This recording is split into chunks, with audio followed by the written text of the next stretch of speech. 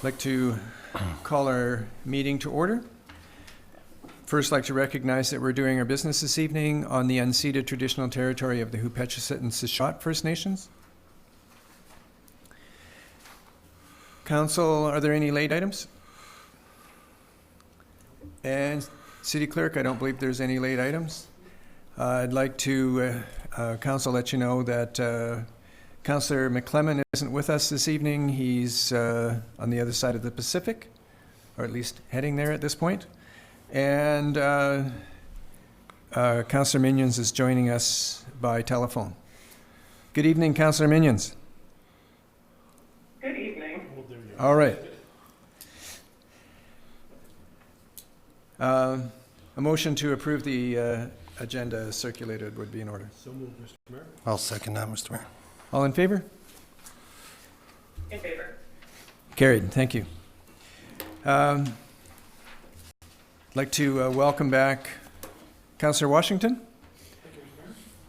Mayor. And before we head into the next part of our minutes, I'd like to let you know, Council, that today City received a frame certificate as recognition of the City of Port Alberni being nominated for the Premier's Award in the category of Partnership for its role in Exercise Coastal Response. In November of last year, Chief Administrative Officer Tim Ply and I attended the award ceremony in Victoria, BC.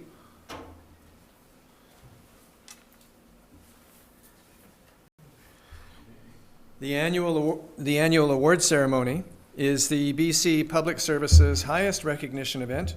It recognizes achievements in the categories of cross-government integration, emerging leader, innovation, leadership, legacy, organizational excellence, partnership, and service excellence. In June of 2016, the Alberni Valley hosted Exercise Coastal Response, a 4-day drill designed to test the province's capacity to respond to a large disaster. The Exercise Coastal Response scenario was based on a magnitude 9.0 earthquake that generated a tsunami on the west coast of Vancouver Island shortly after the initial shock. Lessons learned were put to use recently on January 23rd when we activated a large-scale evacuation due to a tsunami warning.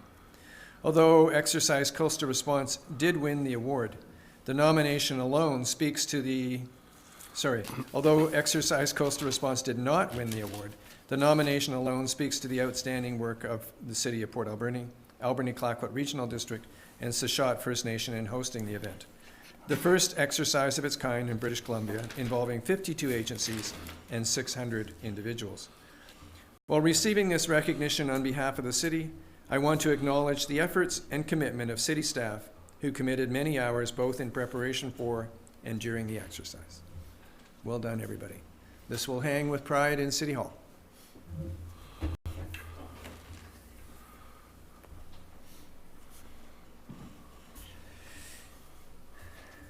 Council, we had held a special meeting at 3 p.m. and a regular council meeting at 7 p.m. on February 13th. A status report meeting held at 3 p.m. and the budget meeting held at 6 p.m. on February 19th, 2008. We have a motion to adopt those minutes, please. I'll make that motion, Mr. Mayor. Is there a seconder? Second, Mr. Mayor. All in favor? In favor. Carried. This brings us to a public input period. It's an opportunity for the public to address council on topics of relevance to City Council. A maximum of 4 speakers for no more than 3 minutes each will be accommodated. Anybody wish to address council? Seeing none, moves us over to our delegations, Council. And our first delegation is Michael Lowry, Manager of Communications for Western Canada Marine Response Corp. Mr. Lowry, welcome. Thank you, Mayor and Council. Last year we had the opportunity to update the ACRD on our project and thought we'd take the opportunity this year to provide Mayor and Council with an update on the proposed Port Alberni response base. So I'd like to just give the Mayor and Council maybe 2 or 3 minutes of an overview of our organization to get a sense for where we operate on the coast and how we operate. Then talk specifically about the Trans Mountain Expansion Project and how that's bringing enhancements to the southern shipping lane and also to Port Alberni. Then we'll look at specifically the base that's being proposed for Port Alberni, and then we'll walk you through some of the timelines that we'll see over the next year and a bit. So first, the organization is run and or sort of overseen by Transport Canada. So we look to planning standards that are set out that originate from the Canada Shipping Act. So the map you're looking at on the screen is where we sort of get our planning standards from today. So if you look into the green zone there, we have a maximum 6-hour response time for the Port of Vancouver. As we go into the red zone, we're looking at 18 to 17 hours response time, and same with the blue zone there. So we stash equipment around the coast to meet those response requirements. We have a base in Burnaby, and then we also have a base here in Duncan on the island. We do have a facility up in Prince Rupert. The smaller orange dots are where we do have equipment packages. So we do have some presence here in Port Alberni currently. We also have presence in Nanaimo as well down in Victoria. The money comes from our members. So our members are vessels over 400 gross tons that are calling on a Canadian port. And then if the vessel is transporting oil, that threshold is lower, it's 150 gross tons. And then we also get dollars from oil handling facilities. So those are facilities where oil is going from shore to a vessel. So all told, we have 2,300 members. We also have what we call subscribers, and those are organizations that aren't required under the Shipping Act to have a membership, but they see it as good business practice. So we have some ports that are subscribers. We have float plane companies are subscribers. So that also boosts up our membership base. For the Trans Mountain project, when Trans Mountain put their facilities application into the National Energy Board, one of the pieces that was included was proposed response enhancements. So we worked with Trans Mountain. They'd done some risk assessments for the southern shipping lane, and they approached us to develop some enhancements based on those risk assessments. So if you recall back to that earlier map, the proposal is to drastically reduce response times in that southern shipping lane. So if you look at the green zone, instead of a maximum 6-hour response in that zone, the proposal is a maximum 2-hour response. And I should add that historically in that green zone, we're actually more around about an hour average response time over the last 10 years. Now, as we move into the southern shipping lane, we are looking at a flat 6-hour response for that entire shipping lane. So in some places, we're reducing response times from 72 hours down to 6 hours. So a significant drop in response times, and that's going to require a significant boost to our overall capacity in this area. So I'll start over in Vancouver Harbor and work our way over to Port Alberni. We will be adding an on-water base in Vancouver Harbor. We'll also be adding a new base on the Fraser River where we don't currently have a presence. The on-water base in Vancouver Harbor will be staffed like a fire hall, so we will be staffed 24/7. Currently, right now, we have duty officers who are on call 24/7, but we don't actually have folks down at the vessels 24/7. So the base in Vancouver Harbor will get that treatment. Moving over to the island, Nanaimo will be the what we're calling the hub. So we'll be the main facility for Vancouver Island. It will be where we have our administrative staff, training facilities, a large warehouse, and moorage. And similar to Port Alberni, that will be based on the Port of Nanaimo's property. As we move over to Port Alberni, we are looking at a base, again, on port property in Port Alberni. So we've been working very closely with the port there over the last couple of years. And I'll show you what those renderings look like in a couple of seconds here. But also that base will be working in tandem with Ucluelet. So we're looking at moorage for at least 3 vessels in Ucluelet, and that would be that first line of defense for a spill off the west side of Vancouver Island. As we move down, we will have another warehouse base and moorage in Beecher Bay. There will be some sort of offshore utility tug capacity in Victoria. And then we'll also be adding a base in Sydney. And you'll see that the base in Sydney is also going to be staffed 24/7. And that's just based on the risk that is posed to the Gulf Islands by the Arachne Reef Turn Point area in the southern shipping lane. So in terms of numbers, we're looking at growing from 80 full-time personnel, adding another 120 folks for the Trans Mountain enhancement, so bringing our total capacity for the entire coast up to 200 full-time personnel. We'll be doubling our fleet to around 80 vessels, and we'll be adding the 6 new bases to give us a total of 9 on the entire coast. So here are some artist renderings of the new facility. So you'll see down here where we redid the wharf recently in combination with the port. So this is where the new moorage will go in, the new floats. And then over on this side, on the right side of the screen, is where we'll be having the warehouse and office space. It's just another view of that same location. So in terms of the contingent, and this will be split between Port Alberni and Ucluelet, but we're looking at one new, what we're calling a coastal response vessel. This is a brand new type of vessel for the coast of BC. They're purpose designed by Robert Allen for some of the rougher conditions we see off the west coast. And then also a large skimming vessel, which is being built down in Washington State. Then we have smaller mini barges and skiffs, along with a landing craft and a workboat. So there'll be roughly between 17 to 20 staff full-time between Port Alberni and Ucluelet, with the majority of those based out of Port Alberni. It's a view looking the water. And then some close-up shots of the base there.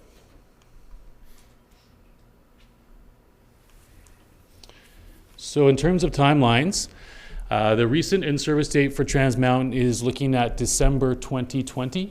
So part of the requirements that came back from the National Energy Board is that our enhancements that we're proposing, that they be in place 9 months prior to the in-service date for Trans Mountain. So we're looking at March 2020 for those. So to reach that, we're looking at starting procurement for the Port Alberni base in spring of this year, with construction starting in summer of this year. So that's the end of the formal presentation. I'm happy to take some questions from Mayor and Council on the project or the enhancements in general, or anything that you're not quite clear about with our organization or how we handle spills on the coast. Yeah, a few questions. I notice at the water where you're putting in the new dock and float and so on and so forth.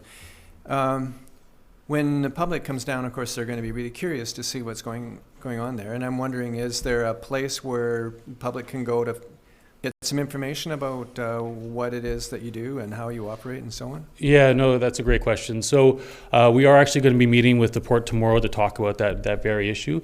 There is certainly going to be some space there for the public, and we like to combine some sort of information piece that can be permanently based there that talks about spill response. So we think that's a great opportunity for education for the public.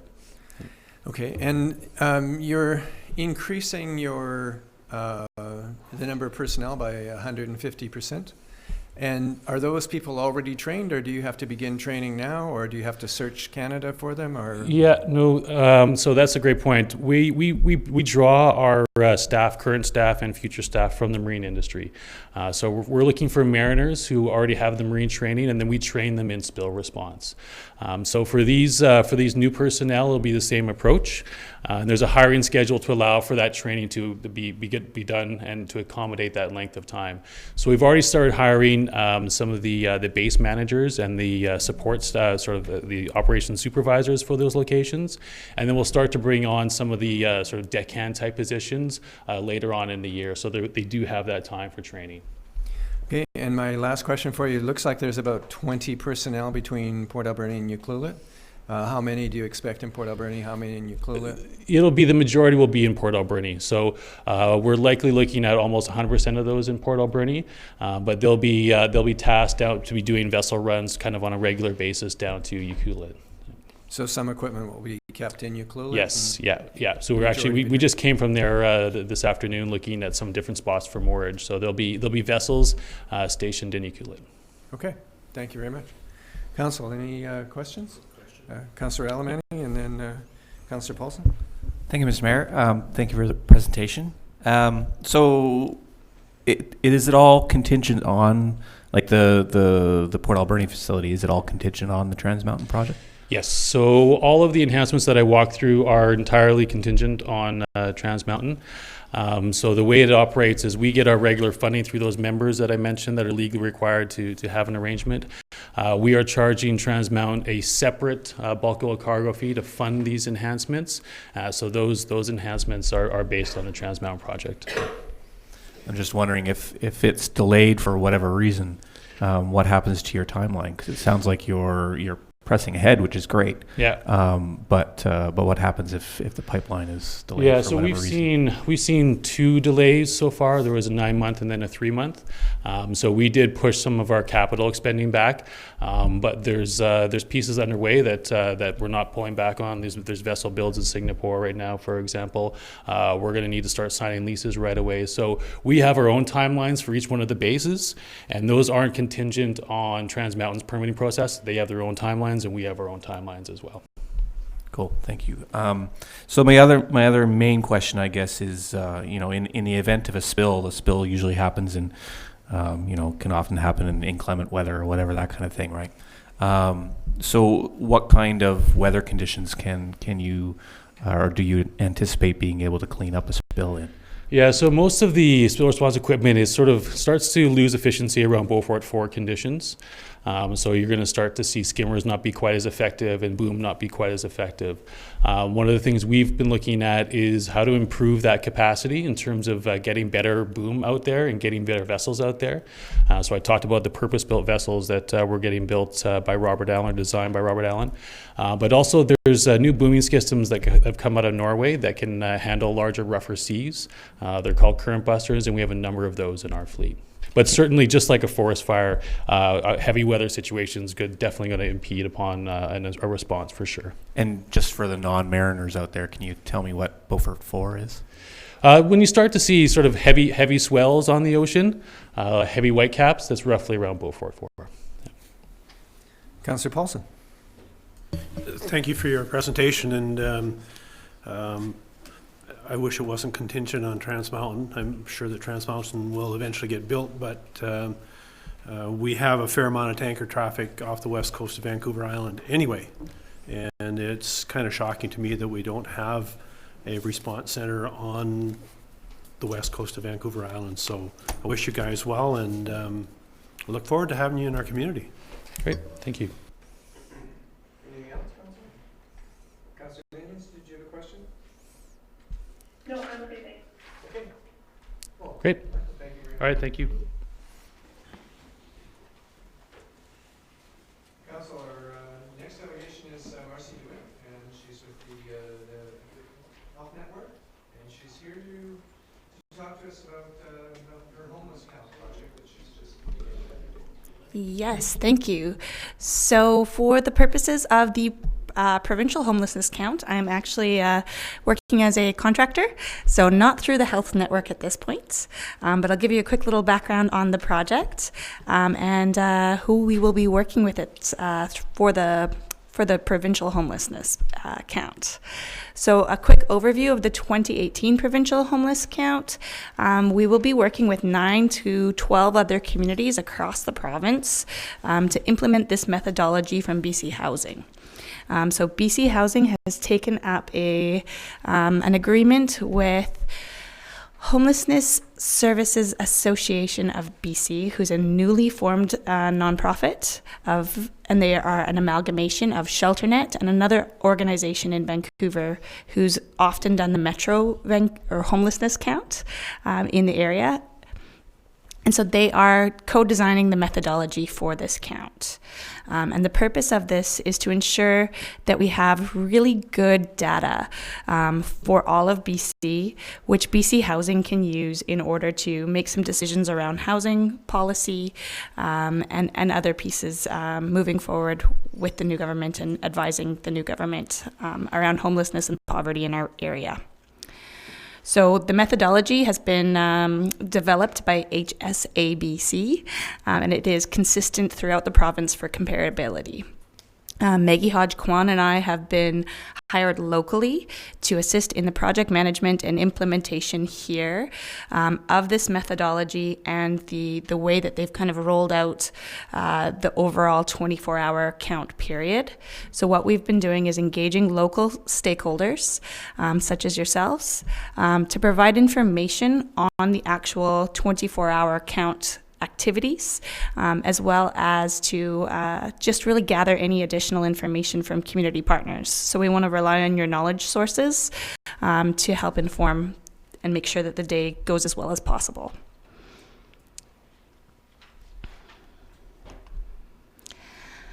So for the purposes of this count, we are defining homelessness as the count is considering people to be homeless if they do not have a place of their own where they could expect to stay for more than 30 days and if they do not pay rent. So that is including individuals who are unsheltered, living outside, living in alleyways, doorways, living rough in any way, and or couch surfing. So we're really doing a lot of work around communications leading up to the count to ensure that we can get as many of those individuals engaged within the various activities that we have planned for the 24-hour period. And then we also have the sheltered homeless, and those are the individuals that are staying in emergency shelters, transition houses, and within mental health and or island health facilities who do not have a place to stay once they've been released. So there is two primary components to this to the count. The first is the night count, and that will take place on April 10th. So we've set the date for the count, which is April 11th, but the night count takes place in the evening before the 24-hour kind of night or day count period. So this is really getting a head count of everybody who is in jails, hospitals, detox facilities, any of the sheltered homeless. And if possible, doing surveys with those individuals as well. Our day count is a little bit more involved. This involves drop sites, so working with a variety of different community partners to ensure that we have areas where people can come, fill out surveys, and feel welcomed within that area. So we're targeting programs which already have a lot of programs and services offered to the community at large. And we've already identified, I think, over 7 different drop sites where community partners have come on board and said that they would be participating in that day. We will also have a small contingent of individuals walking around in the community and or driving around in the community, conducting surveys with individuals on the street. And then our third activity for the day count is what's called magnet events. And we will be partnering with the Port Alberni Friendship Center to offer 2 magnet events during the day. And the intent of these magnet events is to really get people all to one place. So having some sort of a non-targeted event to get as many diverse individuals and voices into the room, in which we can really ensure that we have a good representation. So Friendship Center is offering a wellness day that day, as well as a community dinner, which both tend to draw really good crowds, especially from the more vulnerable populations in our community. So there's a couple things that we are reaching out to the community for. Volunteers. We are looking to spread the word about volunteers, getting individuals onboarded, the sooner the better, and ensuring that we have a wide variety of organizations and facets, information channels to put this information through. So really relying on word of mouth through organizations and municipalities in order to engage as many individuals as possible. We will be requiring between 30 and 50 individuals for this project, as well as mapping. So The local context is really important to make sure that we get the best cross-section of individuals and surveys throughout the project. So just ensuring that we are engaging with the right people and the right organizations to get that information is a big part of our efforts in the next couple weeks. So the survey and methodology, I did touch on this, but HSABC will be taking care of all of the survey and all of the methodology. We are only responsible for implementing the actual and creating the plan. This means that all volunteers that are planning on assisting with the survey component must attend a training session so that we have consistency in the way that that's rolled out.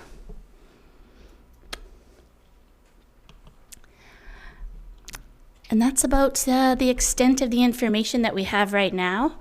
We have just completed a planning session with community partners this morning here in Port Alberni. And from that session, we will be kind of formulating our more formal planning pieces and rolling that back out to the communities for feedback. Just one question. If somebody's interested in participating as a volunteer and take the training session, who would they contact and where would they go? We will have that information coming out within the week, but there is right now I guess it's just one site where people can put their names down for a specific community. So that is hsa-bc.ca. And I would have included that on the PowerPoint, but we just learned of it today. So that is the preliminary piece. We will be moving forward with posters and further communications pieces by the end of the week. And so that's your one presence in town, or will you be working through like a partner agency? You mentioned the Friendship Center, so is that a place for people to go if they've got suggestions, or is it all done online? It's pretty much all done online in terms of the planning piece.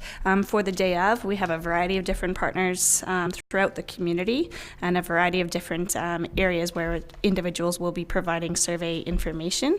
But for the planning and the volunteer recruitment, both Maggie and I can be reached primarily online through our emails or our cell phone numbers. Okay, so then that's going to be available how? Widely as soon as we have the communications plan out, yes.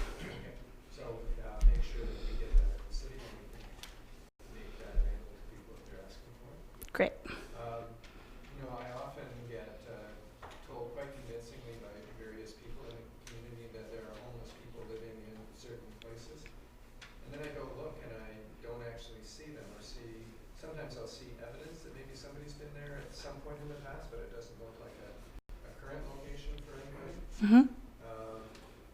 So it's obviously a very small population, so it's not going to be an easy task if we're trying to complete this count. Mm-hmm. It's a tough job to be taken on. That's definitely why we're focusing more on drop sites than we are on walking around in the community looking for people. It's much easier to bring people in for dinner and foot care than it is to find somebody in an alley. Well, and some of the places where I'm told people are living are literally outside of the city limits. Hmm. And so it's not that they're not needing some sort of service or even willing to take it if it was offered. The place that they found that they consider to be safest and driest and most, and so on, isn't within the city. Yeah. So it's added to the challenge. Mm-hmm. It's probably that way in every community when you're looking for homeless people. So, out of curiosity, people who are living... I'm sorry.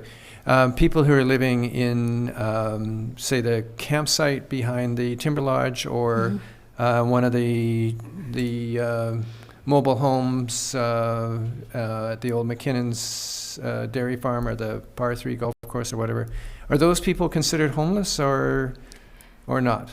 They could be. So within our definition, there is the kind kind of stipend that if they don't have a place to stay for more than 30 days, and many of those sites, you aren't actually able to have a continuous lease or leasehold within the services. So we're actually working with our outreach workers through CMHA to identify some of those areas, and they have been kind of pinpointed as spots where we can start asking people to fill out surveys. Okay.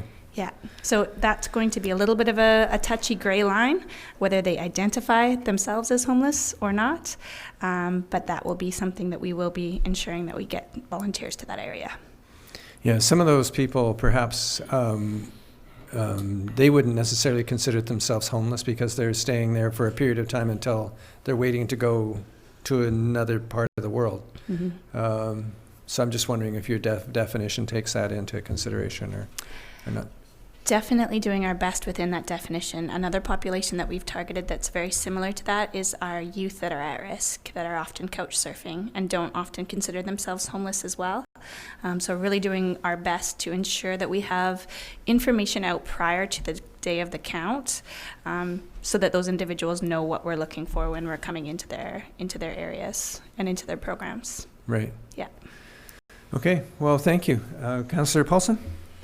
Just a couple things, and if you're thinking about volunteering, don't be afraid to, because I don't think the training session is too onerous. It's about 2 hours, and there would be, I think, a daytime and an evening session. And also, I have to commend Marcy and your group already for your mapping that you've done, and I think it's a great start, and you're probably going to hit it pretty hard, so well done. Wonderful. Okay. Anything else, Council? No, we're good. Marcy, thank you very much for your presentation. It was great, and it really helps us get the word out, and also helps educate us as council. Great. Thank you very much. So, thank you. Okay, Council, that brings us to a piece of unfinished business. First is from the Manager of Human Resources, response to a question about the number of employees, giving us a report on the current number of city employees. Questions, Council, on that report? Councillor Minions, are you okay with that report? The only question that I had was about full-time equivalent positions. And I know that we had a follow-up question asked about that when I read through the report. I was surprised to see how the numbers had changed, but I wondered how that equated when it came to full-time equivalent. And so when you're referring to the full-time equivalent, you're referring to 7.5 hours per day as a full-time equivalent? Is that what you're thinking? I don't know, whatever we use as a full-time equivalent. I know usually when we get those numbers, we see that that number put in there just for context. Okay, thank you. CAO? Mr. Mayor, when we talk about FTEs or full-time equivalent, yeah, it would be based on 7.5 hours working a day. That's easy to figure out, obviously, for the full-time employees and the part-time employees. Not easy to figure out for the casuals, because the casuals don't have any set hours. They're basically on call. So if we were to want to collect full-time equivalent numbers or try to translate that data into a FTE format, we would have to go back and count how many shifts the casuals worked in the previous year and divide those by 1,800 hours a year or whatever for a full-time employee, and then crunch that number. So I don't know if that figure is valuable to council if you want staff time spent on that, but it's not a stat that we collect ordinarily. Okay. No, I think that's probably what Councillor Minions was getting at, but it's good to have this information. So, thank you. Having seen that, we need a motion to receive this report. I'll make the motion, Mr. Mayor, that the report from the Manager of Human Resources dated February 22nd, 2018, providing information regarding the number of city employees be received. Is there a seconder? Second, Mr. Mayor. Any further discussion? All those in favor? Councillor Minions? In favor. Carried. Council, that brings us to staff reports. First one is on accounts. Councillor Washington. Thank you, Mr. Mayor. I move that the certification of the Director of Finance dated February 26, 2018 be received in checks numbered 140768 to 140862 inclusive, and payments of accounts totaling $2,097,312.03 be approved. I'll second that motion. All those in favor? In favor. Carried. Council, this brings us to the report from the Director of Development Services on nuisance properties. The first nuisance property, 2972, 2974, 2976, and 2978 3rd Avenue. We do have that report dated February 21st from the Director requesting Council declare the building to be a nuisance property. Council questions? First item, Council, would be to a motion to receive the report. I'll make that motion, Mr. Mayor. Is there a seconder? Second, Mr. Mayor. Any further discussion? All those in favor? Councillor Minions? Carried. Okay, Council, then it's an opportunity to ask any further questions related to that report from Mr. Smith. If you got any questions? It's also an opportunity for the owner, if the owner is in the audience, if the owner wishes to say anything about this property before we address this motion.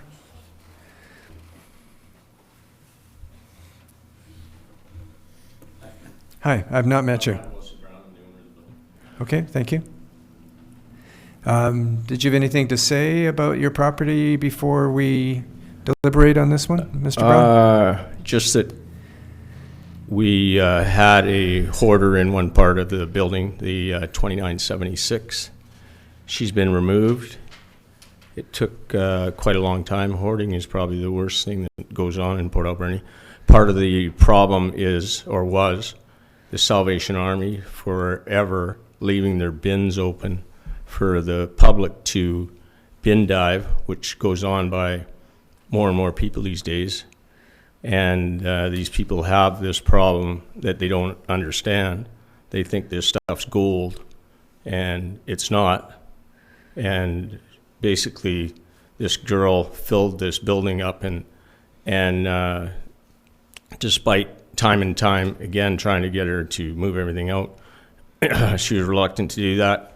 I worked with the bylaw enforcement and with the building inspector to get rid of this problem. With the other 2972, we have one mentally ill guy upstairs, and if you guys aren't familiar with the Residential Tenancy Act, it's pretty well impossible to move somebody out if he doesn't move out. But we will be moving him out at the end of this month. And he's severely mentally ill, and he causes not only stress in my building, but stress on everybody in the up-down core. The police are doing a good job of targeting the 10% of the people that cause 90% of the crime, but we have the same problem in Port Alberni with the mentally ill. There's about 10% of the mentally ill that cause 90% of the problems, and especially in the uptown core. And somehow we've got to get these people into some sort of assisted living, because they can't live on their own, and they can't live with cohabitate with other people without supervision. So those are the problems we've had, and that's what I'm doing to try to rectify it. I'm working with the city to try and do this. I'm not working against them, and I don't think I should be put on the nuisance list. I've done everything I can. It's a problem of the, before I would, if somebody phones me up and says he's having a problem with Kenny, the mental head, I would say, phone the police, phone the police. Now, I'll say, What am I supposed to say? Don't phone the police? Who's going to look after these guys? Right now, I am looking after Port Alberni's nuisance. I'm not a nuisance. Every day I clean up garbage and crap and shopping carts and et cetera, looking after these people, babysitting them. And I don't think we should be on the nuisance list.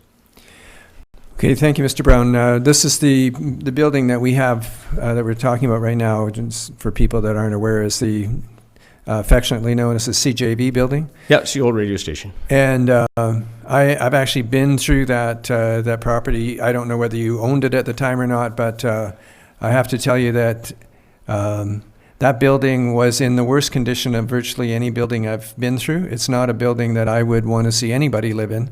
Doesn't to me seem even safe, let alone as a place for somebody to live in. So I think you're totally wrong. If you want, I'll go and live there if you want, just to prove it. I've already lived in the other building we're going to talk about later. I lived there for 6 months at Harborview, and the beautiful, beautiful building, beautiful view. And there's nothing wrong with this other building. It's fine. What do people expect these days? They get a place to live, and they get a washroom, everything's clean. It's up to them to make the most out of it. It's not like the slums or anything. It's a great building. There's nothing wrong with it. And I really find that hard to take when you say something like that. Okay. Anything else? We need a motion, and thank you, Mr. Brown. Oh, a quick question, Councillor Alamani? We don't actually have a motion on the floor yet, do we? We don't have a motion. Our motion was to receive the report. So my question is, I guess, to Mr. Brown, what does happen if this is declared a nuisance property?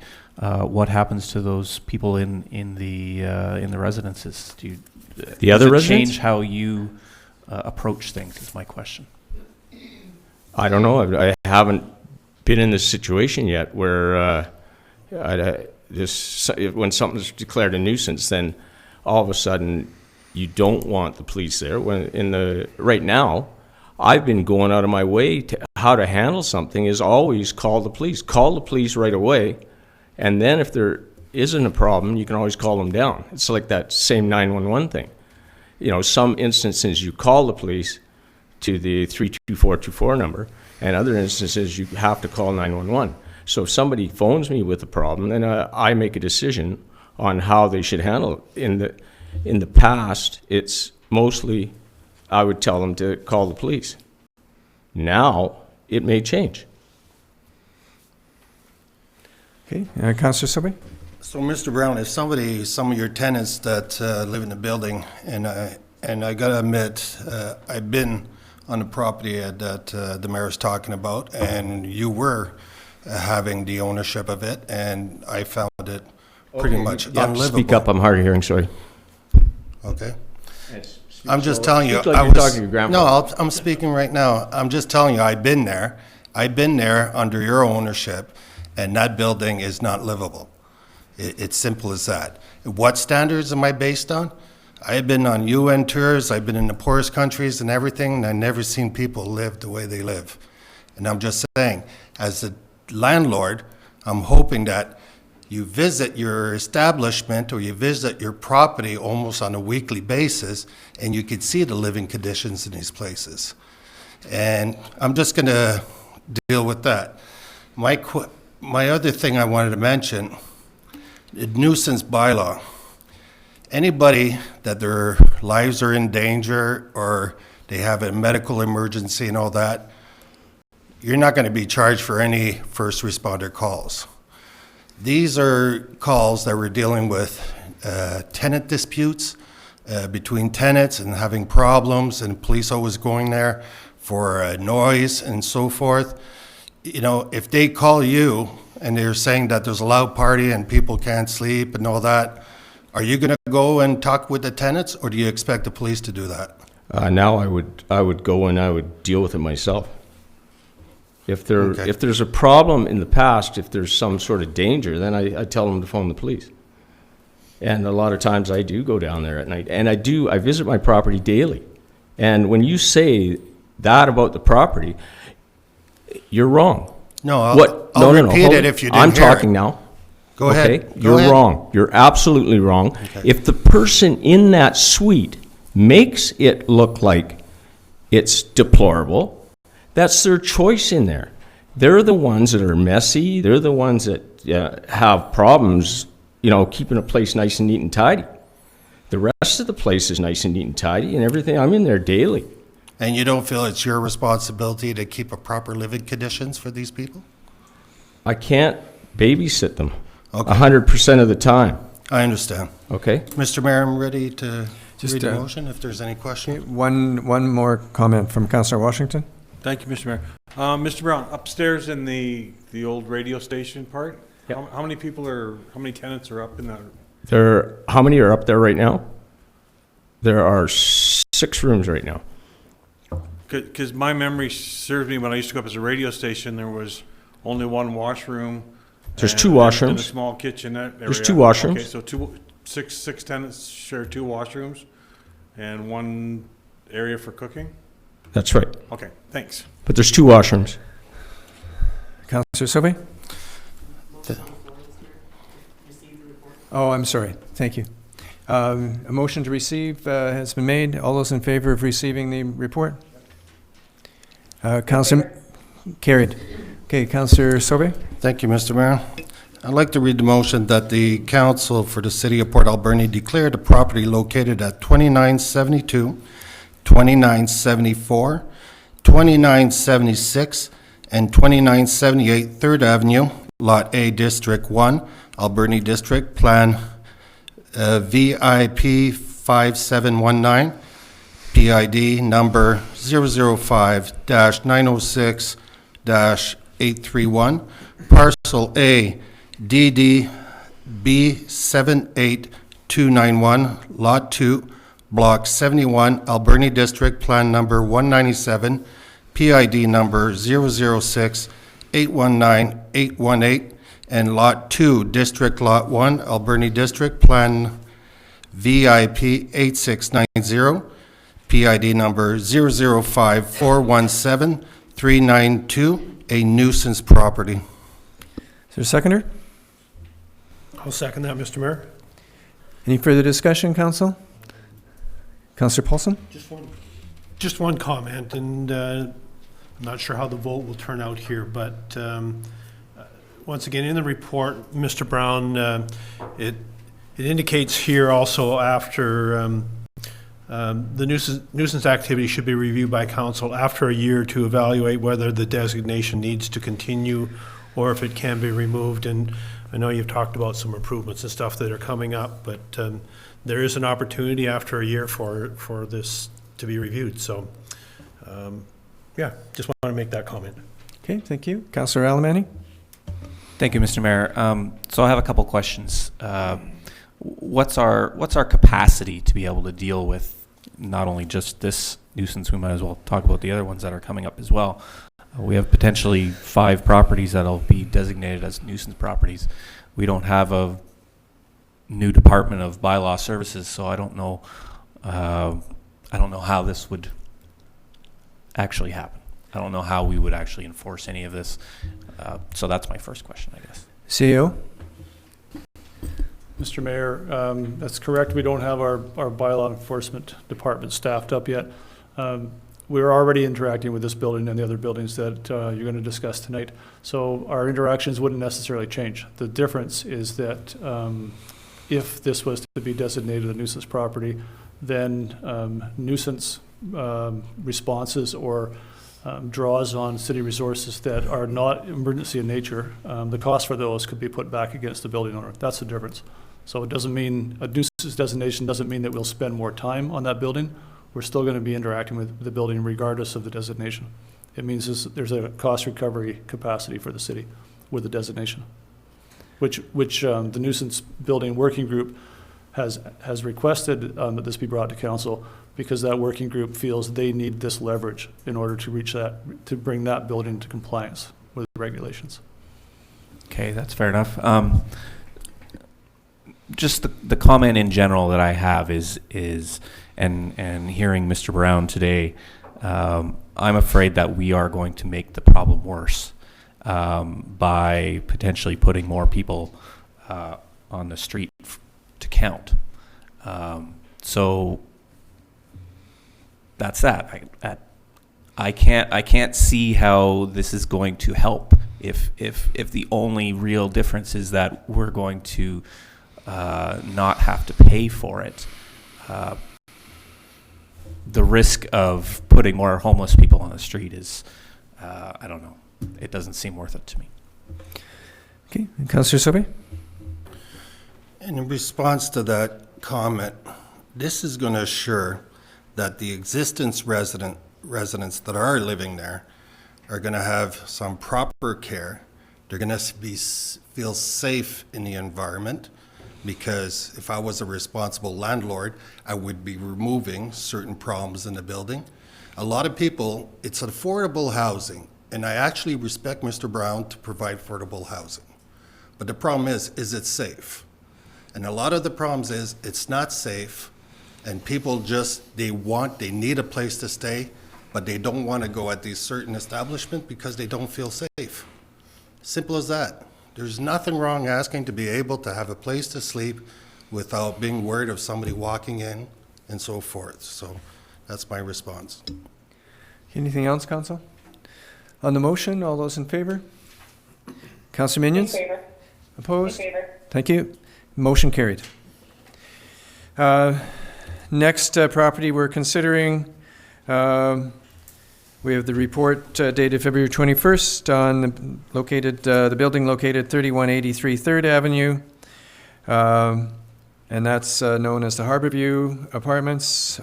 And the report, we need a motion to receive the report from the Director of Development Services. Please, Council. I'll make that motion and receive the report dated 21st of February 2018 be received. Is there a seconder? Second, Mr. Mayor. Any further discussion? All those in favor? Councillor Minton? Carried. Okay, Council, on the Harborview Apartments, I believe we have somebody here able to speak about the apartments. Sir, are you the owner of the apartment?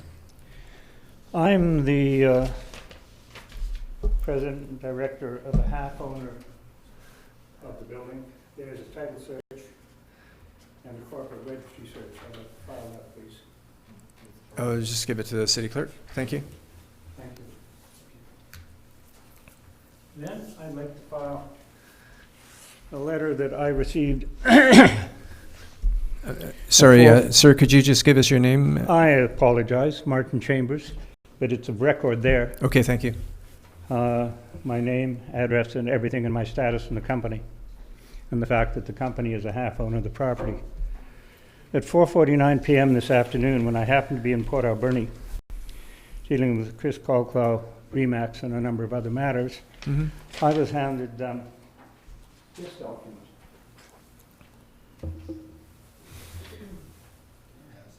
And it would appear to me that, for whatever reasons best known to itself, the city neglected to serve in any way, directly or indirectly, by email, registered mail, that was a registered letter, or anything else, an undivided half owner of the property. And what you are now doing impacts the company's ownership of that property very seriously. It has had no opportunity to react.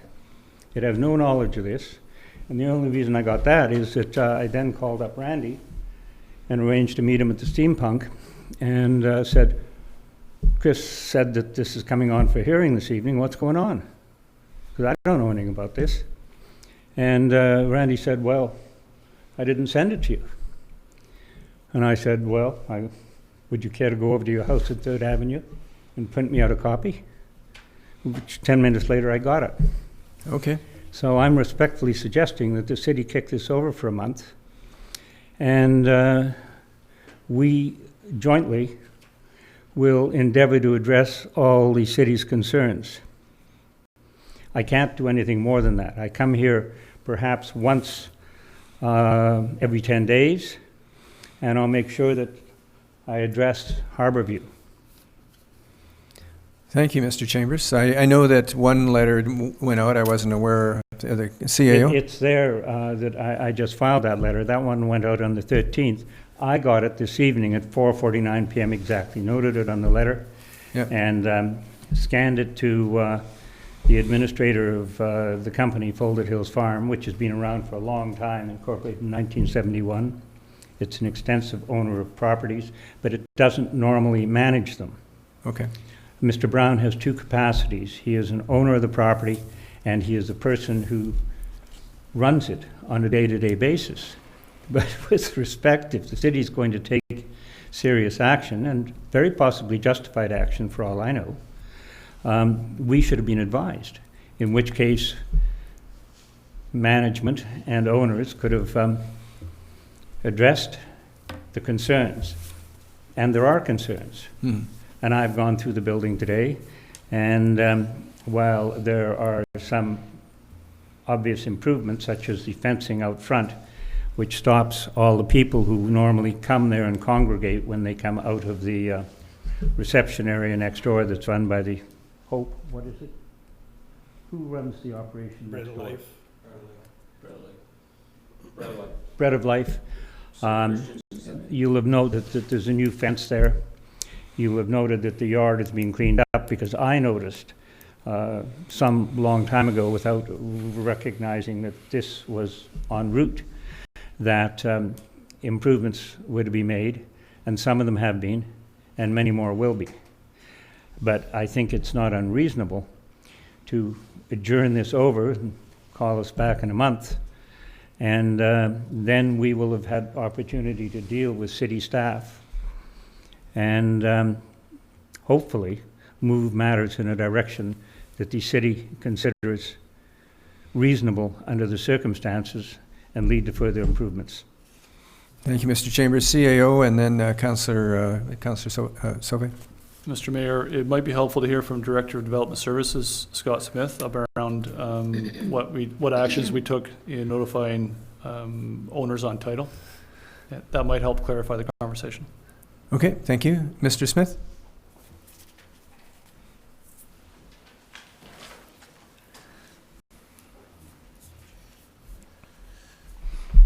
So typically, we would have done a title search and notified the owners. If it was a company name, then I'm not sure we would have searched the company. So I'd have to go back and see if we searched the company to check who was all registered as part of that company. If council wishes, we could delay 2 weeks, make ultimately sure that written notice is given for the next council meeting. I haven't seen the documentation, but if it was under a company name, we may not have searched each individual that was part of that company. I'd have to go check. Okay, thank you. Councillor Sauvé? Just a few questions for Mr. Smith. So now I know that this gentleman here, he does not live in town, so he's out of town. And I guess Mr. Brown is his representative of part of managing the building, if I'm getting that correct? That's correct, sir. Okay. Mr. Smith, how long have you been working with Mr. Brown to address issues for that specific building? Well, you can see the statistics that we only went back into 2017 for this report. We've been working on and off on this building for the last several years with Mr. Brown. Okay. So what I'm trying to get at is that Mr. Brown actually knew, was aware by city staff that we had concerns about the building. I would think so. And Mr. Brown did receive. I'm certain Mr. Brown got a copy of the notice, right? The notice is there. Yes. Okay. And that notice was sent when? February 13th, I believe. February 13th? Yeah. Okay. I believe it was received on the 17th. It doesn't matter when it was Okay. received, Randy. It was sent on that day. And my next question would be, Mr. Brown, every time you get, because those are very serious things that the city is trying to implement as a declaring nuisance property, did you advise your so-called partner or the other ownership right away of this? Every time I get mail from the city, Ian gets the same mail. And Ian's in Victoria, he takes care of Martin's half of the partnership. Every Okay. time I get a bill from the city, Ian gets the same bill. Okay, so I'm confused. Every time I get any correspondence from the city, Ian gets it, Okay, and Ian is a representative of this gentleman? I believe, yes. So now I'm confused. Not correct. Neither Ian Rayner, who is the property manager, administrator, accountant for the company, has received that document, and neither have I. I checked with Ian. I got the title searches from Ian Rayner 2 hours ago. It's simply incorrect to say that there has been any transmission of that material to Hammersley Holdings. No, I understand that, sir, but your representative is saying that Ian received it. No, Ian didn't receive He didn't receive it, but he knew about it. No, Ian didn't know about it. Okay, I'm confused. Ian's in Victoria, Yes, I understand that. and nothing was sent to him. I But phoned you him said today. every time you receive something, you send it straight to Ian. You said it in Pardon? your own words. Every time you receive something in the mail, a copy always goes to Ian gets Ian. it. I didn't Okay. receive this in the mail. I received it. Well, I did. I received it registered mail. Okay. And did Okay. you check with Ian right away? I didn't check with him. I don't check when I get a bill from sewer or water. I don't check with him. I know he gets them. He gets them. Okay, thank you. So I would have thought he would have got the same thing as I got. Okay, thank you. Okay, Council, I'd suggest that we give Mr. Chambers another couple of weeks to work with the city staff on this particular issue and see what we can do. Thank you. Mr. Chambers, is your address, your current address on there so that city staff can get in touch with you when they need to? Everything is on there. Okay. Thank you very much. Report from the lawyers when they acquired the property, and it's a report from Ian Rayner when he files the last company filing annual report on the end of December 2017. Okay, Council, so I'll make a motion that we hold this particular consideration off for 2 weeks and give Mr. Chambers and therefore Mr. Brown as well an additional 2 weeks to work with city staff on this particular issue. If I could have that vote recorded, please. Is there a seconder for that motion? I'll second that. Okay, so on the motion, we'll start with Councillor Sauvé. Against. Councillor Paulson. I think it's fair. I think I vote in favor. Councillor Minions. Against.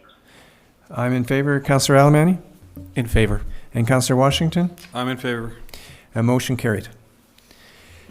Okay, thank you, sir. Council?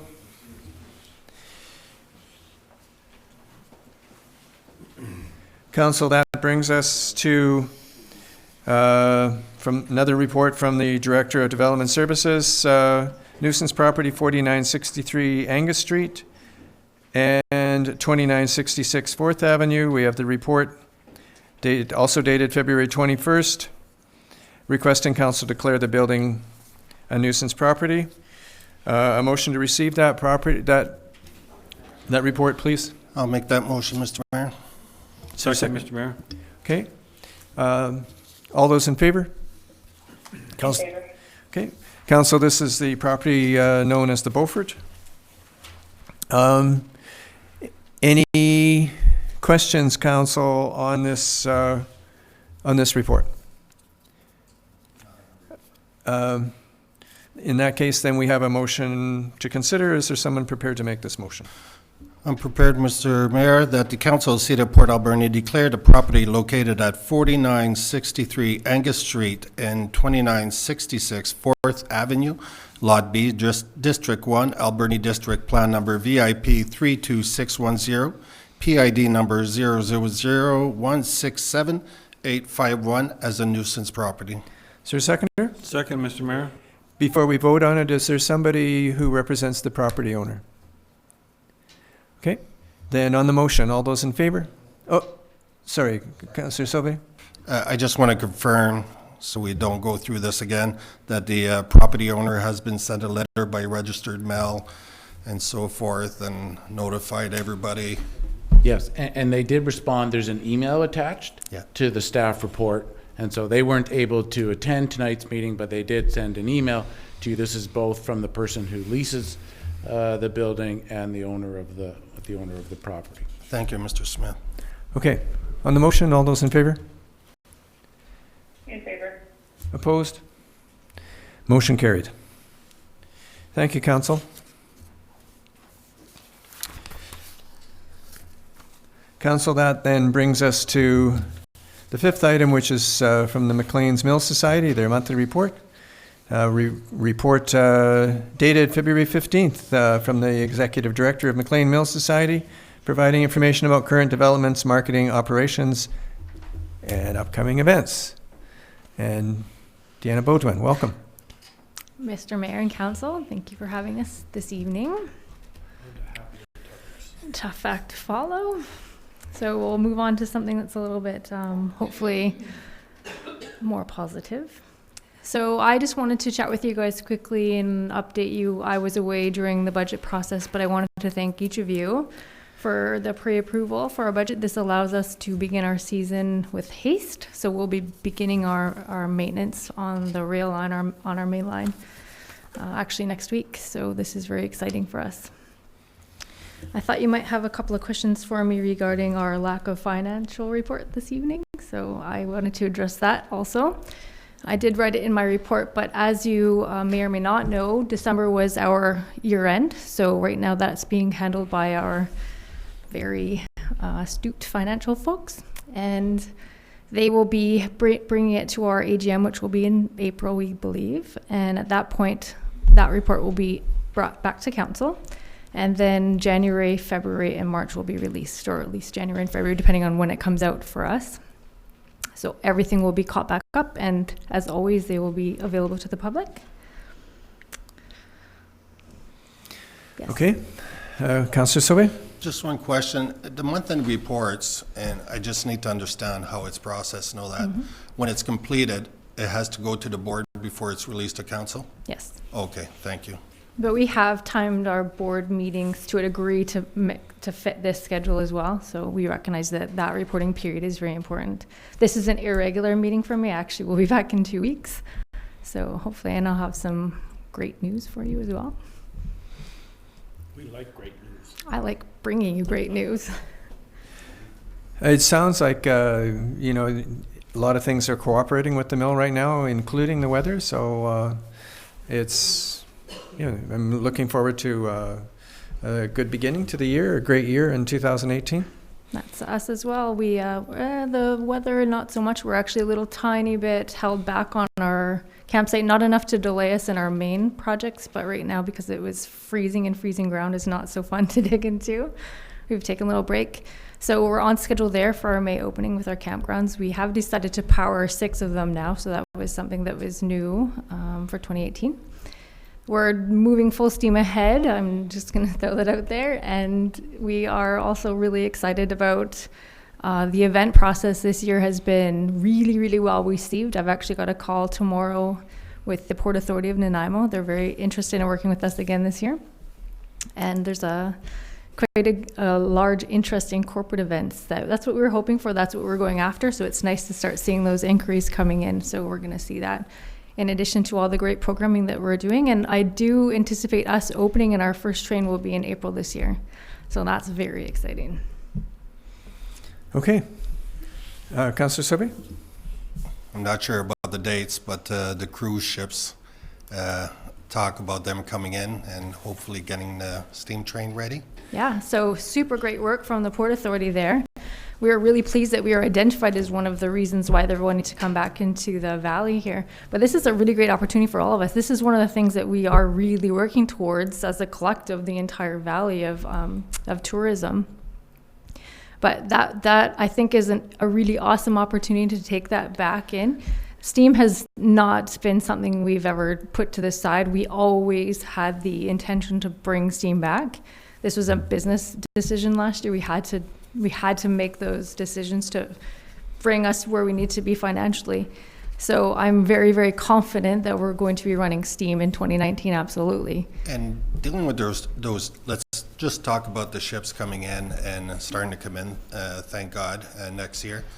Is it arrangements from the ship company that would transport them, let's say to McLean's Mill and so forth, or is there a different organization? Well, because for us, I just want to mention, because I know there's a lot of organizations, and I spoke with this weekend, that when they heard this news of the possibility, and hopefully it'll happen, that they want to get involved and they want to make sure there's a proper reception and not having fiascos from the past and making this appropriate and all that. So I'm just hoping if you're able to come back to the city or even recruit these groups and all that. I got the Cars Club, vehicle clubs that want to go and leave their vehicles there and even transport tourists. This is how much it means to them to benefit our community. So I just wanted to throw you that little curveball, because if you're hearing that they're coming to McLean's Mill, that please get a hold of us and we'll try and set something up anyways. that's interesting. And I'm always, I have a very open door policy. If anyone has any innovative ideas, I always do love to hear them. I'm a doer. I love having idea people around me. So, but in terms of how the cruise ships work, in the past, with us last year, the year before, and in previous years, we were receiving cruise ships out of Nanaimo and Victoria.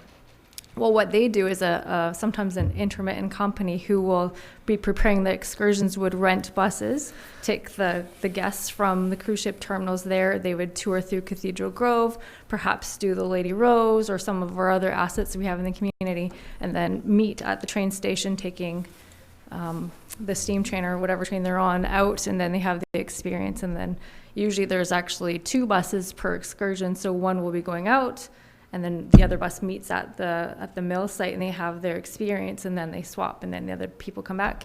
If we're having cruise ships that are docking right here in this community, this is a fantastic opportunity for all of us. There's a lot of really great companies right now that are established themselves actually, and I want to call your attention. There is an event on the 8th of March, which is, we've got a program running in this community through the Chamber of Commerce, but it's the Alberni Tourism Training Program. I've sent my entire staff through it. I would do it again in a heartbeat. It's such consistent hospitality training. It's teaching anyone who goes through this program to become ambassadors for our community. So on the evening of the 8th, they're going to be hosting several of us who are working in this industry, so you can get a really good sense of what's going on in this community and how we can market ourselves a little bit better. So the really, location for that, is that it's going to be at Shar's Landing. So literally, you guys could get out of work and do you know what walk time? away. I believe that it's at 6 or 7. Yeah, that's the wine and cheese that they're advertising. I just want to express that to council that I tried to take these. It's 4 module courses and all that, but unfortunately they don't do individuals. So if I could get 4 more partners to come with me, it'd be great. We'll set up some dates. And well, we'll be training our staff. We're happy to have you when we do ours. Please let me know when the dates and all that, but I encourage the rest of the council. It's a great opportunity. It is a great opportunity. Thank you. Okay. Councillor Alberni, do you want to move receipt of this report? Thank you, everyone. I will remove receipt of the McLean Mill Manager's report. I'll second that, Mr. Mayor. All in favor? Councillor Minions? Carried. In favor. Thank you. And council, that brings us to the current status report. And I believe the status report has been updated as a result of our meeting on the 19th. Yes. Had an opportunity to go through it. Councillor Sauvé, do you want to move receipt of that report? Yes, I'll move the receipt of the current status report, Mr. Mayor. Is there a seconder? Second, Mr. Mayor. Any discussion, council? All those in favor? Councillor Minions? In favor. Carried. And then we have one manager's monthly report, and it's from Park, Recreation and Heritage.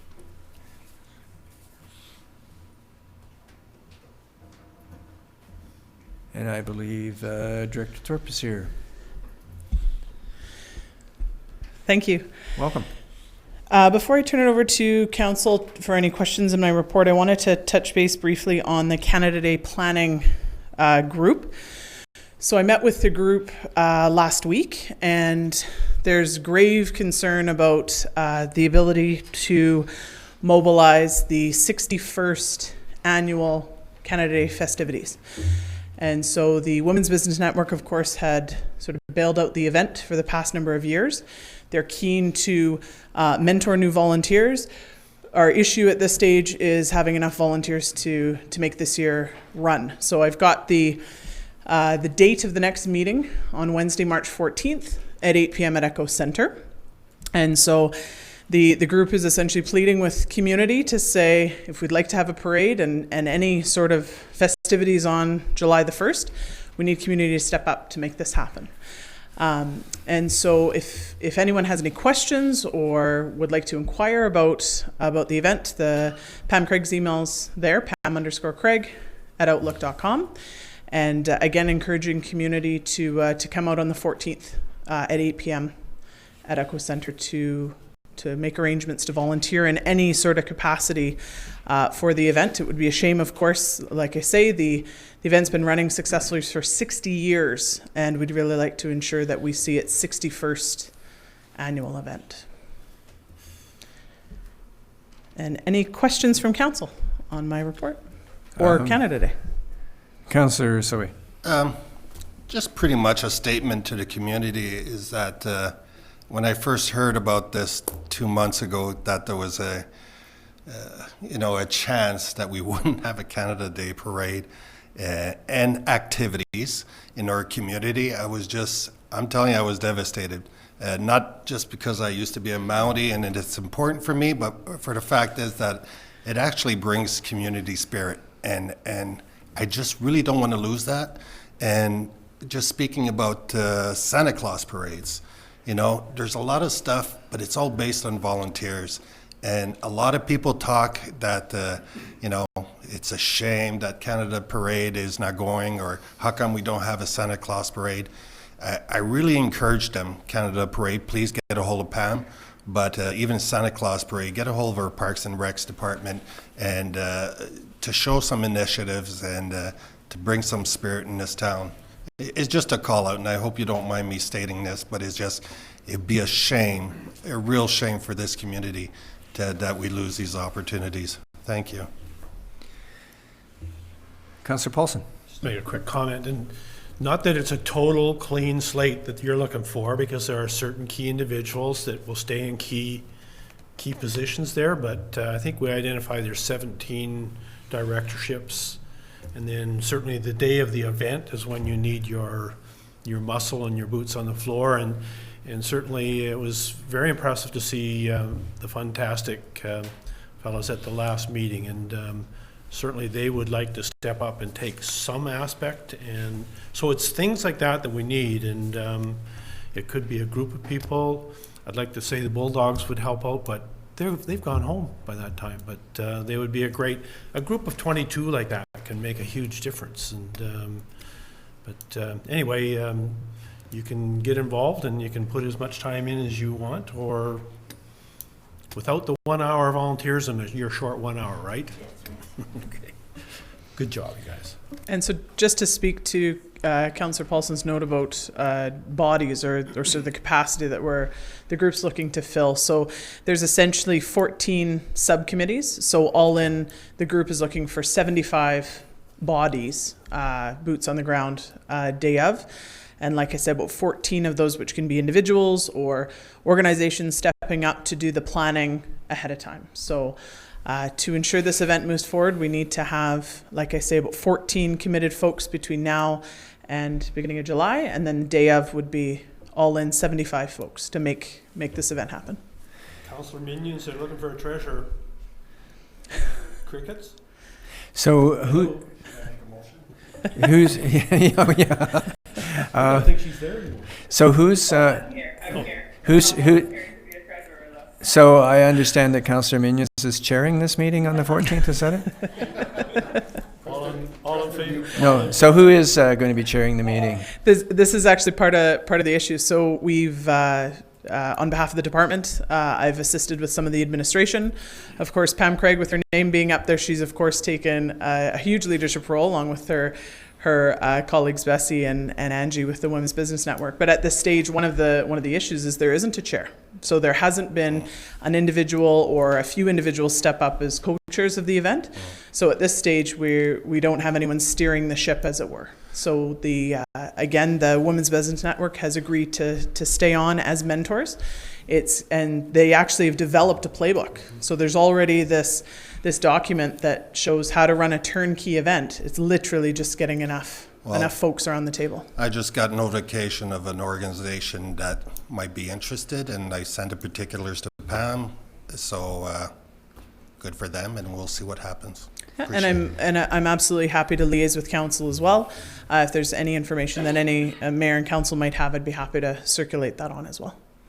It's like Dry Grad, it's all organized if you follow the organization. And the books are there, the manuals there, examples of everything that's been done before. And I'm sure that's the same way with many things in Port Alberni, whether it be, the Salmon Festival or what have you. It's there, lots of background, lots of people willing to give advice, but not necessarily, there's lots of people with the energy. It's a matter of finding all those new folks that are moving to town that want to get involved in things. So that meeting on the 14th is really important. So having said that, council, any questions on the manager's report? Another great report. It sounds like we're moving ahead with all your projects, particularly Rec Park. I go by there fairly often and have a look and see what's going on. What about Gyro? Is that completely finished now? Virtually. There's still a few touch-up sort of painting and things to do, and then as we move forward with the 2018 budget approval process, then we're looking at the upstairs or the sort of youth center component and some furniture and things. So very exciting to come. I'd like to request on behalf of council that when you're satisfied with it, that you give us a notice and maybe host a bit of a tour for council that can make that tour. Absolutely. Love to see it. Okay, Councillor Paulson, do you want to move receipt of the manager's report? So move, Mr. Mayor. Is there a seconder? Second, Mr. Mayor. All those in favor? Councillor Minions? In favor. In favor. Carried. Thank you very much. Council, that brings us to bylaws. We have a report from City Clerk on our February 13th public hearing. Mr. Knutsen's application at Rex and Regina. Council, any questions on that report? In that case, Councillor Alamani, do you want to move receipt of that report, please? That the report of the public hearing held February 13th, 2018 regarding bylaw number 4948 be received. Is there a seconder? Second, Mr. Mayor. All in favor? In favor. Carried.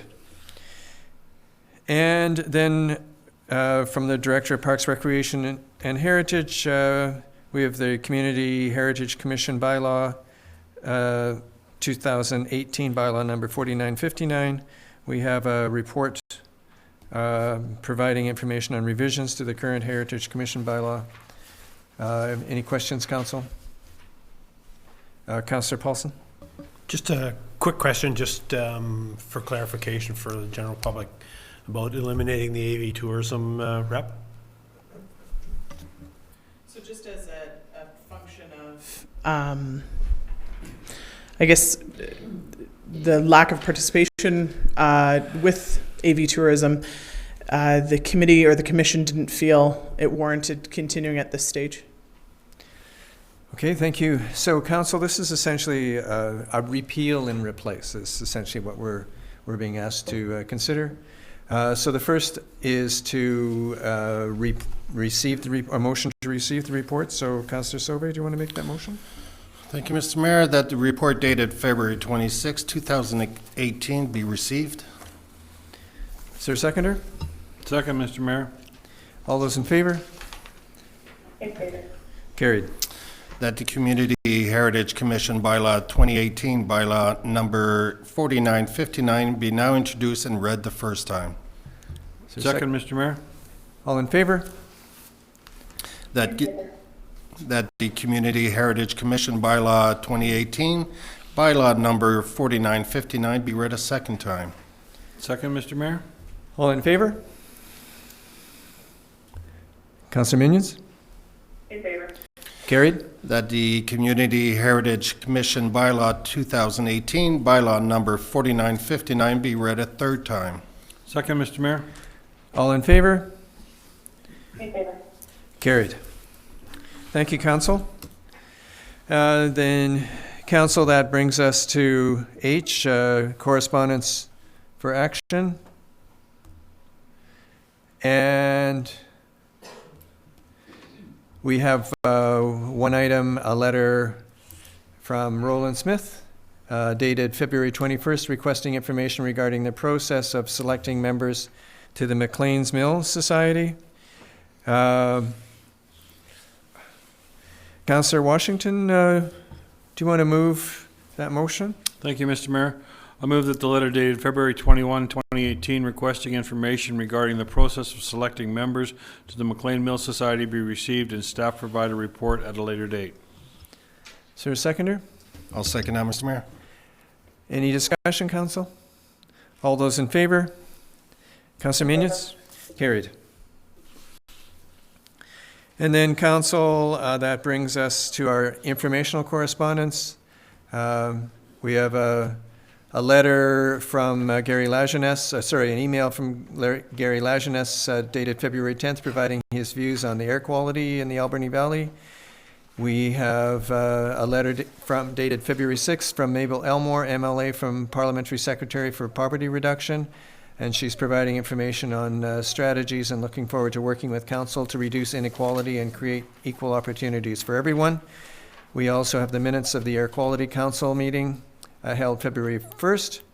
As well, we have a copy of a letter from the town of Oliver dated February 16th to the BC Premier requesting engagement with Premier Notley, and that seems to have subsided at this point.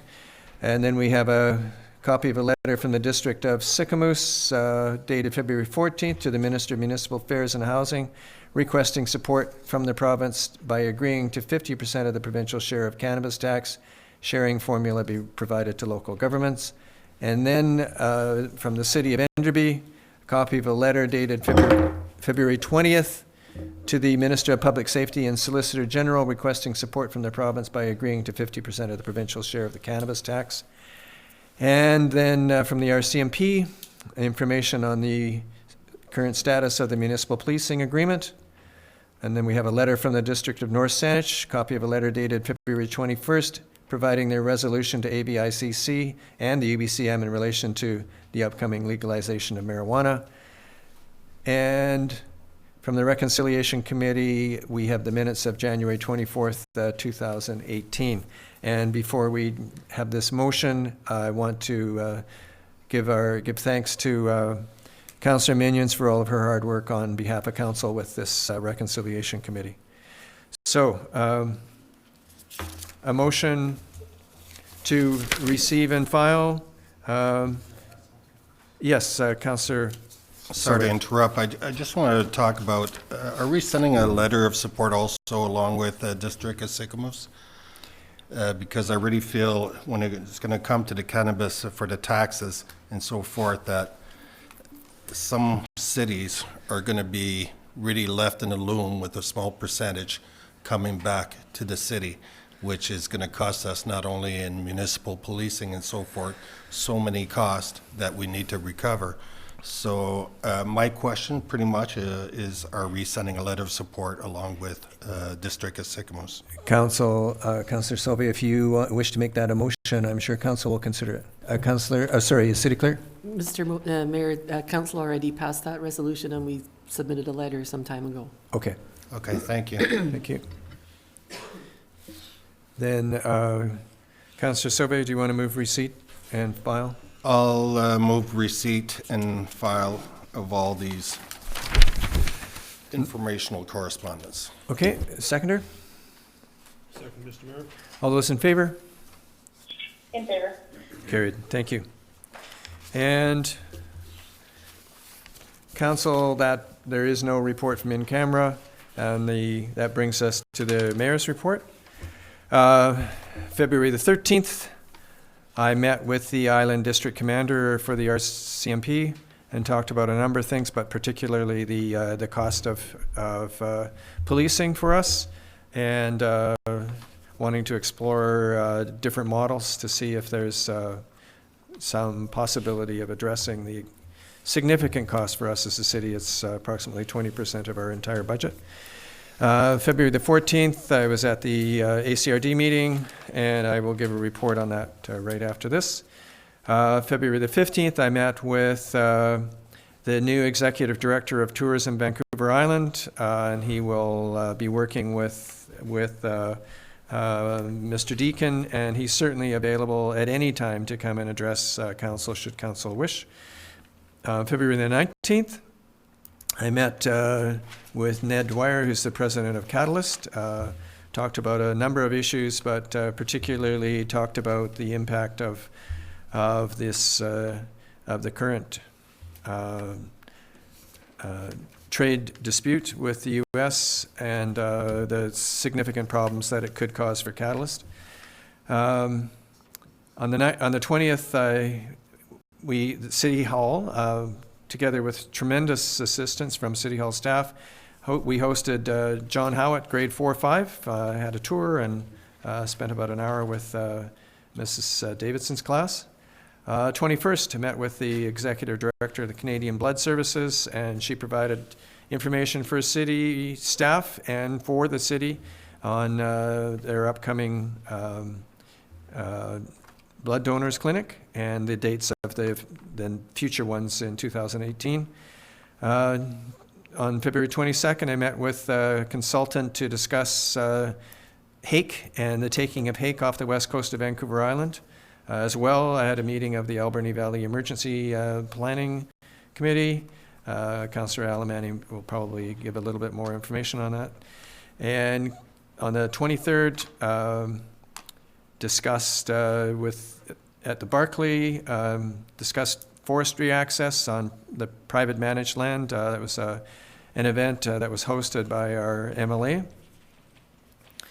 On the 24th, along with most of council, participated in a great session for the coldest night of the year, and reading Councillor Mignon's posts online. It sounds like it was very successful in terms of fundraising for ACAUSE.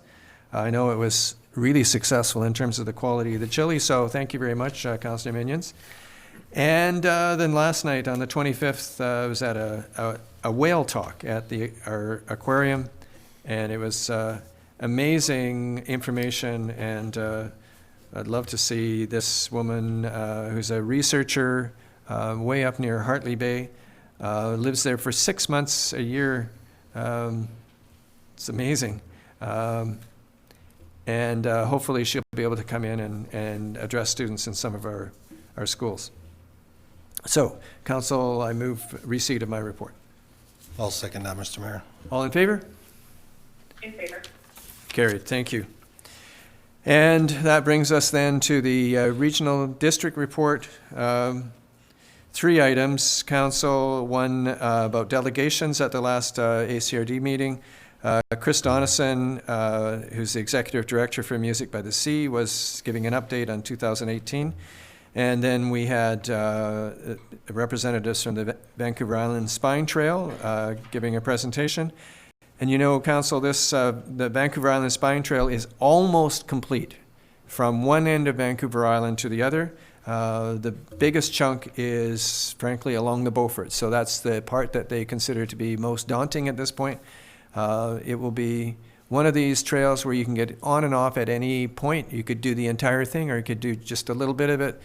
Some of the pictures we saw were amazing, and it'd be a tremendous asset for us as an island, as a region.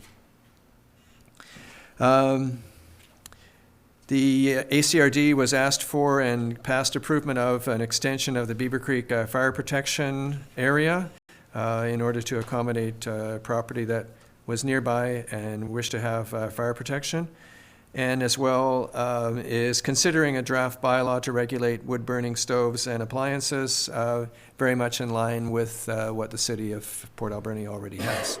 And they were looking to us for suggestions, and they look at our bylaw as a model that they'd like to be able to use. So, Council, that's the report from the regional district. I move acceptance of that report. I'll second that, Mr. Mayor. All in favor? Carried. Thank you very much. And council, that brings us to councillors' reports. And let's start with Councillor Washington. If you have anything you're able to share, Councillor Washington. Thank you, Mr. Mayor. As I missed the last meeting, February 7th, Heritage Commission meeting. February 8th was the West Island Woodlands Advisory Group, or WEWAG. February 14th, I know it was Valentine's Day, but we had the opportunity to, Chris and I had an opportunity to have dinner in a nice little quaint restaurant in Daytona Beach Shores, and we sat next to the mayor of Daytona Beach Shore, Harry Jennings. Had a nice chat about things. He's been the mayor there since 2010. Population of about 4,500, and interesting enough, they have a mayor, a vice mayor, and 3 councillors. So, but there's a permanent vice mayor on their staff. And today in Daytona Beach Shores, it was 86 degrees Fahrenheit. February 19th, I'd like to thank the city clerk for hooking me up for the budget meeting. Just to let you know, there's a little bit of a delay between the live stream and talking to you live on the phone, so it was hard to do, but I got the phone through, and thanks for taking the time for doing that for me. And of course, today, February 26th, the audit committee meeting. I'd like to thank Councillor Alberni for his 3 years of service on that committee, and to welcome Councillor Paulson. And Councillor Paulson, don't be afraid to ask any questions, because there's no dumb questions in that meeting. So, and Mr. Wilchar is very, very kind to keeping dumb questions off the record. So, sure he is, yes. And that's my report, sir. Okay, thank you. Councillor Alberni. Thank you, Mr. Mayor. Just a couple things. I failed to mention at the last meeting on February 3rd, I attended the E&N Railway Roundtable stakeholders meeting, which was it's a grassroots group of folks organized by the former ICF board chair, Jack Peake. There were multiple people there from other councils. Their MLA Leonard Krog was there, and a number of people from the community and from other organizations related to the railways. So I just wanted to let you know that we were there. I believe the mayor also got an invite, as did our executive director, but they weren't able to attend. So just about what was there. We talked about the opportunities on the island around commuter service in the western communities, intercity passenger services in the western communities and the rest of the island, tourism in the Port Alberni area, Nanaimo to Chemainus, and so on. So just a lot of really good ideas and some good kind of momentum to try to bring forward, in addition to the Island Corridor Foundation, to our new government. So good discussion there. And the other meeting I'll mention today is the Emergency Planning Policy Group meeting on February 22nd, which was really kind of a double of the last debrief that we had in some respects about the tsunami response. We had a report on the tsunami evacuation and elected a chair and that kind of thing. And then talked a little bit about grants that are forthcoming for wildfire and stuff that actually we've talked about in council here. So that's it for me. Okay, thank you. And Councillor Paulson. On February 21st, I attended the Canada Day Committee hosting meeting, and once again, I see two very concerned ladies in our audience tonight about that event being able to move forward. And I hope that everybody's listening tonight and listening to our cry for help. On February 23rd, I attended the Alberni Valley Community Stakeholders Initiative to End Homelessness meeting. February 24th, coldest night, and it was. I was cold that night. And February 26th, this morning, I attended the point-in-time homeless count workshop. Once again, it'll be a 24-hour snapshot, night and day count. And once again, anybody who's interested in volunteering can go to HSA-BC and on their website, and just click on Port Alberni. They'll take you into Port Alberni there. And today I had my first session of the audit committee and found it riveting. And thanks for putting up with the rookie audit. And last but not least, our Love Bulldogs have made the playoffs. They start the playoffs against the Victoria Grizzlies this Friday in Victoria. And next Tuesday and Wednesday, a week from tomorrow, we host our first two playoff games at home. So come on out and support the boys, and go Dogs go. And Councillor Sobey. Thank you, Mr. Mayor.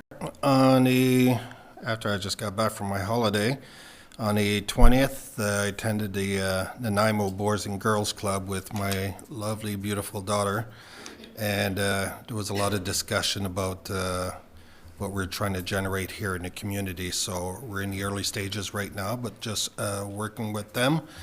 And on the 21st, I had an opportunity to go visit the Chambers of Commerce, and Mr. Bill Collette was nice enough to take time to really inform me on tourism issues, and especially addressing a few issues that I've been working on with small businesses in our community. So I just want to thank Mr. Bill Collette for taking the time to see me. And of course, on the 23rd at the Best Western, the MLA Scott Fraser, in dealing with problems and solutions, all the stakeholders together. It was nice to see them there, and the forestry company for access to roads. So it was a great opportunity to learn and speak with everybody. But again, this is the MLA Scott Fraser taking an initiative to bring all these stakeholders together, identifying what the problem is, how it's affecting our community, and some possible solutions for him to take back the government. So thank you for all who participated in that. It was very worthwhile. Also, we had our, on the 23rd, we had our AVCSI meeting discussing, as at a presentation tonight, about the homeless count, but also speaking about affordable housing in our communities and having responsible landlords and making sure that they're in living conditions. Again, it's not to put them in the streets, it's only to ensure there's proper and safe living conditions for these people. Also, the 24th, Athletic Hall, coldest night of the year. Thank you to Councillor Minions for being our team captain and getting all this set straight. Had a nice long walk in the cold, so I appreciate all the volunteers that came out. And I believe Councillor Minions, correct me if I'm wrong, but you guys, ACOS was able to raise over $20,000 in charitable funds. Also, I attended on the 24th, the Kinsman Club did a benefit at the Gaga Square downtown for the cystic fibrosis. Thank you for that organization for putting that together, and thank you for letting me come down and have a hot dog and enjoy the company. And that will be my report, Mr. Mayor. Thank you. Thank you. Do you want to move receipt of the reports then? I'll move receipt of all these good reports unless Councillor Minions has something. She's not here in the meeting. Hi. Hello. I do have a report. You have a report, Councillor Minions? I do. Can you hear me? Yes, we can hear you. Go ahead. Okay, great. I had a Rainbow Gardens board meeting. I just want to let the community know that project, the Affordable Seniors Housing Project, is getting closer and closer every day to beginning. The board, and specifically the building committee, is working really hard on bringing everything together for that. I had a reconciliation committee meeting, and I just want to say I'm really thankful to be able to represent council on that committee. So thank you, Mr. Mayor, for your words on that. Every meeting that we have, I think I appreciate more and more how good of a group of people we have to work with. Yeah, we're lucky to have such a dynamic group of people who really want to make positive change in the community. So I think we're making some progress. We are tentatively planning a reconciliation workshop for the community. It will be open to everybody, and we are going to try to target invitations as well to important stakeholders. We're planning for that to be on March 27th in the evening. We don't have an exact time yet, so I will keep council in the loop on that. And that will be just to get a better idea of, get some community engagement and get a better idea of what reconciliation really looks like in the community and what the community would like to see. And then, of course, coldest night of the year, thanks to council and everybody else who came out and supported that event. We did raise over $21,000 for Alberni Community and Women's Services, and that money is really important to our society. It goes to funding shortages that we have in our different programs. Two specifically that it's going to are our transition house for women and children fleeing abusive relationships, and our children who witness abuse counseling program. So really important programs in our community, and that money will be very well used. So thank you for everybody who came out and everybody who donated, and that's my report. Okay, you're last. Do you want to move receipt of the report then, council reports? I'll move receipt of all of our council reports. I'll second that, Mr. Mayor. All in favor? Sorry. Carried. Thank you. Council, new business, just want to let council know of, I have a notice of motion, and it's in preparation for the upcoming bylaw enforcement bylaw department, and the motion is that council for the city of Port Alberni provide guidance to staff on a bylaw enforcement compliance and enforcement policy. So that'll come at our next meeting. Anything else, council, under new business? And then that brings us to question period. It's an opportunity for public and press to ask questions of mayor and council. And Mr. Anderson? I don't like it either.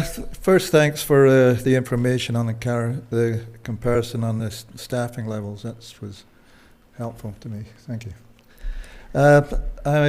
Three questions I have back on the issue I talked about last week, and the people who are homesteading in commercial properties at the expense of the building owners and the detriment to the surrounding businesses. How many of these buildings are we talking about in the town? Or let me rephrase that. How many are we aware of that are?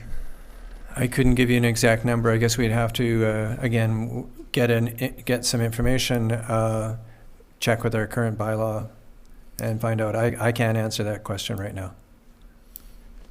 So at the next meeting, we should be able to have I don't expect an exact number. It'd be very hard. And of course, some of them are probably never reported. So if I could get an idea at the next meeting. Yeah, and it's somewhat fluid too. So. Okay. And also, how many of these buildings are only commercially zoned, or are some of them commercial and residential? I don't know quite how that works. I would think that if it's a commercial area, it's commercial, and there may be above it or behind it a residential. But it is commercial. But if it's commercial, it's intended just for commercial. Okay. And are we aware of how many of these commercial buildings, as we talked about last week, the one that I brought forward, because the power was cut off, the person was no longer residing there, but still has a place locked up.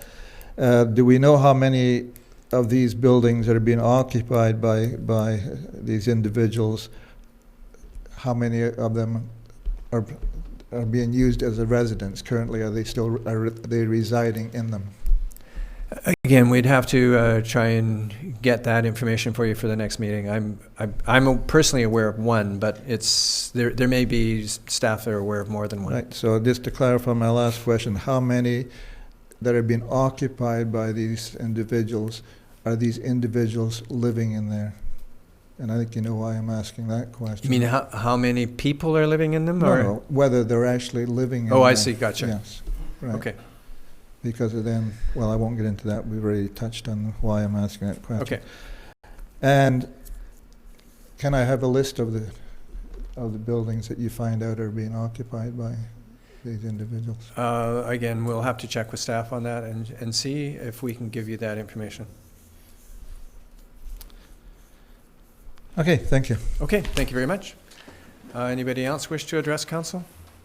Motion to adjourn. I'll make that motion, Mr. Mayor. Second, Mr. Mayor. All in favor? In favor. Carried. Thank you very